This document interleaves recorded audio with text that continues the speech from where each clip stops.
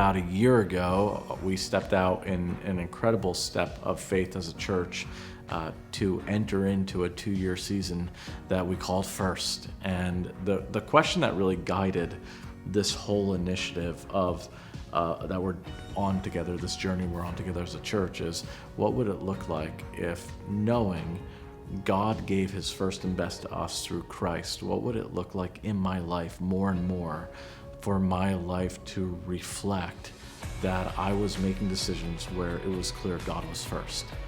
And as part of that, we stepped into this generosity initiative to begin to expand our space, and the first year was a massive success. We set the goal as a congregation, and the congregation not only stepped into that goal, but exceeded it. As we hit the midpoint, we had two things collide. We realized we had a year of just incredible growth as a church, and yet also we were tracking right on our target, in fact, even a little above. And we began to really wrestle with the reality that with all the people God's bringing, we needed to take a little bit of an accelerated step of faith to not simply build the children and youth space that we had originally planned in phase 1, but also to begin to prioritize alongside the children and student ministry space, the seating capacity in the main room as well. And so what we did was we took a step of faith this fall and said, you know what, we're going to increase the initiative, and we're going to see how we respond. And it was awesome. Once again, the congregation responded, and we're now entering into the second leg of First as we try to accelerate through the finish line in 2025. So here's the big new information that you need to know right now.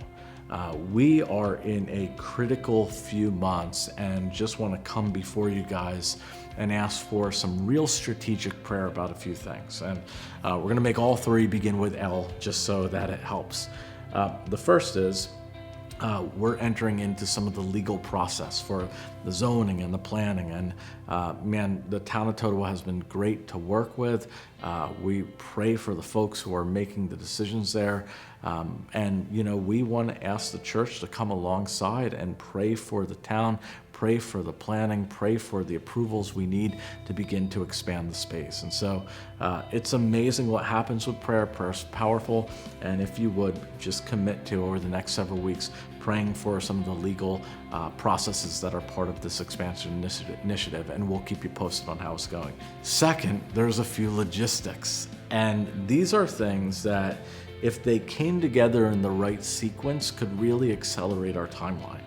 And we really can't get into some of those, but I do want to say, as you're praying for legal, if you could also remember the logistics, that the things that could just come together that would massively allow us to push this initiative forward pretty rapidly.